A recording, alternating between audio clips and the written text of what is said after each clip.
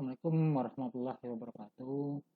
Baik mahasiswa sekalian, inilah pertemuan terakhir kita sebelum ujian semester, yaitu adalah pertemuan 15 dan ujian semesternya adalah pertemuan 16. Pada mata kuliah mesin-mesin perdaya ini adalah kita perlu juga memahami tentang operasi pemasangan, pemeliharaan, dan mengatasi gangguan pada pompa.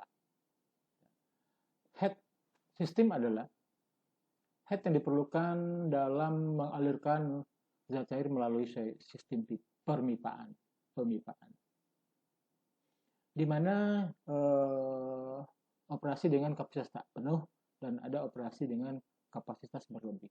Nah, jika debit aliran Q sama dengan 0, maka pompa akan panas. Jika head dan dioperasikan dekat katup tertutup, maka temperatur akan naik dan timbulnya sebuah kapitasi.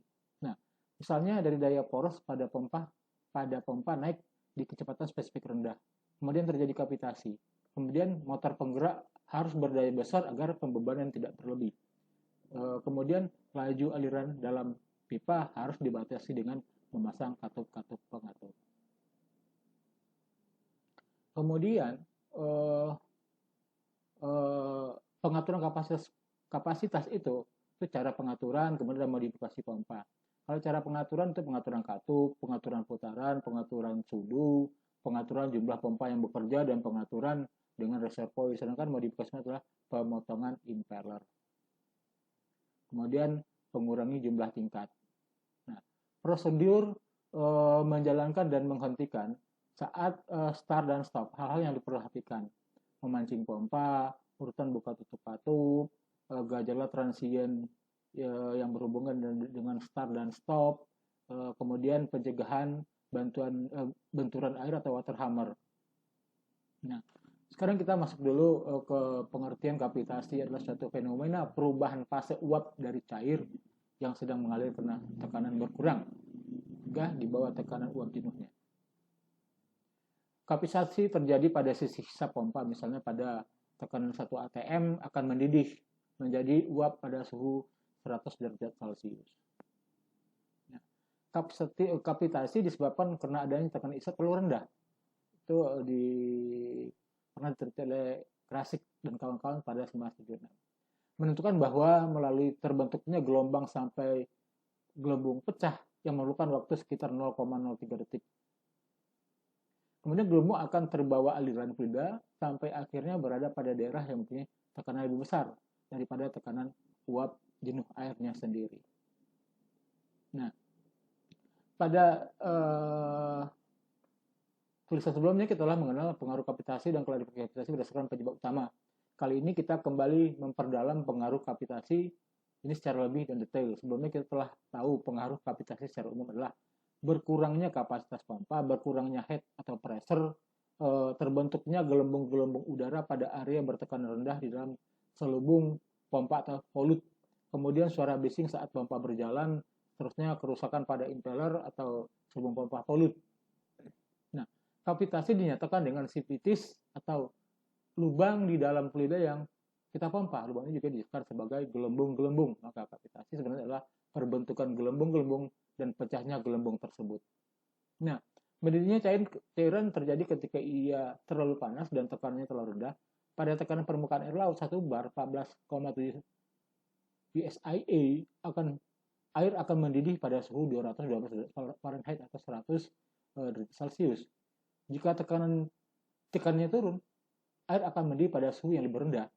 Ada tabel yang menyatakan titik di air pada setiap suhu yang berbeda. Nah, satuan tekanan di sini digunakan adalah absolut, bukan pressure gauge. Ini jamak dipakai tatkala kita berbicara mengenai sisi isa pompa dengan menghindari tanda minus. Maka saat menyebutkan tekanan atmosfer 0, kita katakan 1 atm sama dengan 14,7 psia. Pada permukaan air laut, pada sisi matrik, kita bisa memakai bahwa 1 bar adalah sama dengan 100 kPa. Kemudian, ini terjadi karena gelombang-gelombang udara yang banyak mengambil tempat atas space, dan kita tidak bisa memompakan cairan dan udara pada tempat dan waktu yang sama. Otomatis cairan yang kita perlukan menjadi berkurang. Jika gelombang itu besar pada ice impeller, pada mata impeller, pompa akan kehilangan pemasukan dan akhirnya perlu priming atau tambahan cair pada sisi isap yang menghilangkan udara. Nah, pengaruh kapitasi atau tekanan head berkurang. Gelembung-gelembung tidak seperti cairan, bisa dikompresi atau compressible. Nah, hasil kompresi inilah yang menggantikan head, sehingga head pompa sebenarnya menjadi berkurang. Pembentukan gelombang pada tekanan rendah karena tidak bisa terbentuk pada tekanan tinggi. Kemudian bagian-bagian pompa yang rusak. Nah, kerusakan ini kebanyakan terjadi membentuk sudut ke kanan pada metal, tetapi pengalaman juga bahwa kecepatan tinggi cairan kelihatannya pada datang dari segala sudut. Semakin tinggi kapasitas pompa kelihatannya semakin kapitasi terjadi. Nilai spesifik speed pump yang tinggi mempunyai bentuk impelan yang memungkinkan untuk beroperasi pada kapasitas tinggi dan power yang rendah. Dan kecil kemungkinan terjadi kapitasi. Hal ini biasanya dijumpai pada casing yang berbentuk pipa. Daripada casing yang berbentuk volute seperti yang sering kita lihat di kehidupan sehari-hari. Nah, untuk cara menghindarinya, kapitasi juga menyebabkan suatu suara yang berisik, getaran, korosi, yang disebabkan karena adanya reaksi kimia antara gas dan logam. Dan juga menyebabkan performansi pompa akan menurun, sehingga pompa tidak dapat bekerja dengan baik. Jadi, cara yang bisa digunakan untuk menghindari terjadi kapitasi pertama adalah tekanan isap tidak boleh terlalu rendah. Nah, pompa tidak boleh diletakkan jauh di atas permukaan cairan yang dipompa sebab menyebabkan heat statisnya besar. Kecepatan aliran pada pipa isap tidak boleh terlalu besar. Bagian yang mempunyai kecepatan tinggi dan maka tekanan yang akan rendah. Oleh karena itu, besarnya kecepatan aliran harus dibatasi. Caranya dengan membatasi diameter pipa isap tidak boleh terlalu kecil. 3. Menghindari instalasi berupa belok-belokan. Itu akan menjadikan suatu kerugian atau minor losses. Belokan yang tajam, kecepatan aliran fluida akan meningkatkan, sedangkan tekanan fluida akan turun sehingga menjadi rawan terhadap kapitasi. Kemudian pipa isap dibuat sependek mungkin atau dipilih pipa isap satu nomor lebih tinggi untuk mengurangi kerugian gesek. Tidak menghambat aliran cairan pada sisi isap. Head total pompa harus sesuai dengan diperlukan pada kondisi operasi yang sesungguhnya. Nah, water hammer, benturan air, gejalanya apa, kerusakannya apa, mencegahnya bagaimana. Nah, gejalanya dari kapitasi itu sendiri adalah bila suatu aliran zat cair dalam pipa dengan tiba-tiba dihentikan dengan bentuk katup secara cepat sehingga terjadi benturan dan akan timbul tekanan melonjak dan diikuti fluktuasi tekanan di sepanjang pipa untuk beberapa saat. Bila sebuah pompa yang bekerja tiba-tiba mati atau listrik padam, aliran akan terhalang impelan sehingga mengalami perlambatan mendadak tekanan pada pompa dan pipa juga akan mengalami lonjakan.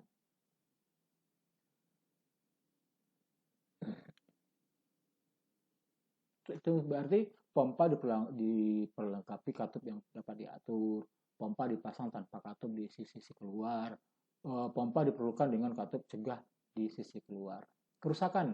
Nah, kerusakan biasanya ada pompa, katup, atau pipa dapat pecah karena lonjakan tekanan pada waktu terjadinya water hammer. Pipa dapat kempes atau melesak karena tekanan negatif atau tekanan vakum yang terjadi di dalam pipa di belakang katup atau pompa. Jika tekanan negatif pada satu titik dalam pipa menjadi lebih rendah daripada tekanan uap air, maka terjadilah sebuah penguapan. Nah, jika putaran balik dari pompa tidak dicegah, dapat timbul kerusakan karena putaran dari atau kerusakan lain pada pompa yang digerakkan dan penggerak. Nah, pencegahannya. Nah, ada beberapa cara untuk pencegahannya. Itu menghindari tekanan negatif dan pemisahan kolam zat cair. Yang kedua adalah pencegahan lonjakan tekanan. Dalam menghindari tekanan negatif dan pemisahan kolam zat cair, itu roda gaya pada pompa, tangki peredam, katup laluan udara, kamar udara atau air chamber, mengurangi kecepatan di dalam pipa, mengubah bentuk pipa. Sedangkan mencegah lonjakan tekanan, penutupan lambat, pelepasan tekanan, dan penutupan cepat. Nah, pemasang pompa mendatar, pompa tegak, pompa sumur dengan motor benam, pemipaan, dan pencegah getaran dan bunyi. Nah, pemeriksaan pendahuluan cara menjalankan pompa. Yang pertama itu periksa arah putaran. Berikutnya pemanasan atau pendinginan awal. Kemudian memancing, meriksa katup sorong pada pipa isap. Pemeriksaan pipa alat bantu, pemeriksaan dengan memutar poros, pemeriksaan minyak pelumas bantalan, pemeriksaan kelurusan, dan pemeriksaan sistem listrik, dan pemeriksaan tada hisap dan pipa hisap. Itu jenis pemeliharaannya.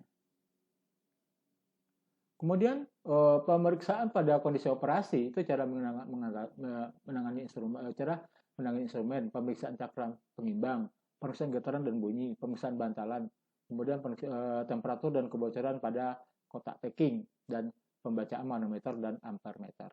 Nah, pengamanan untuk penghentian pompa, jika pompa berhenti karena listrik pada saat padam saat beroperasi, kompresor harus dibuka atau dimatikan dan pada saat yang bersamaan katup keluar ditutup untuk pompa aksial. Katup pembocor, udara harus dibuka sebelum katup keluar ditutup. Kemudian zat cair perapat pada kotak packing harus dibiarkan selama ada zat cair di dalam pompa. Berikutnya, bila pompa menggunakan air pendingin, tutup katup air pendingin setelah pompa dihentikan. Kemudian, jika pompa dipancing dengan pompa vakum, maka buka katup pembocor udara atau vacuum breaker setelah pompa dihentikan. Hingga air akan di dalam pipa hisap akan kembali masuk ke tada hisap. Pompa sentrifugal dapat dimatikan setelah katup keluar ditutup rapat. Jangan sekali menutup katup pada sisi hisap sebelum motor dimatikan. Kemudian penanganan pompa cadangan harus dioperasikan secara periodik. Pompa cadangan atau standby pump harus dipersiapkan untuk dapat disar setiap saat. Penanganan pompa yang tak dipakai dalam jangka waktu lama, permukaan seperti bantalan, poros, penekan packing dan kopling harus dilumuri dengan minyak atau zat mencegah karat. Zat cair dalam pompa harus dibuang dengan dikeringkan.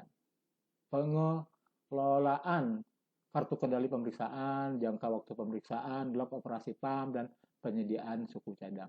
Nah, mengatasi gangguan. Pertama, pompa sukar dipancing atau katup hisap. Apakah katup hisap tersumbat atau tersumbat sampah atau benda asing? Kalau tidak, apakah dudukan katup aus? Ya, kalau iya, bersihkan benda-benda asing jika katup dilengkapi dengan rantai penarik gerak. Rantai ini naik turun di atas rantai. Jadi, apabila katup tersumbat atau tidak, kalau dia tidak, ya kita lakukan apakah dudukan katup aus? Kalau iya, perbaiki katup atau ganti dengan yang baru. Kemudian pompa vakum, inilah beberapa kerusakan dan menangani permasalahannya. Nah, pompa berputar tapi tidak mau keluar atau aliran kurang besar. Motor mengalami pembebanan lebih, bunyi getaran terlalu berlebih, bantalan pemanas melebihi batas, kebocoran dan pemanasan kotak packing dan packing akan menjadi panas. Air bocor dari perapat mekanis. Baik, mahasiswa sekalian, inilah pertemuan terakhir. Inilah sekilas tentang operasi pemasangan, pemeliharaan, dan mengatasi gangguan pada pompa. Saya akhiri. Assalamualaikum warahmatullahi wabarakatuh.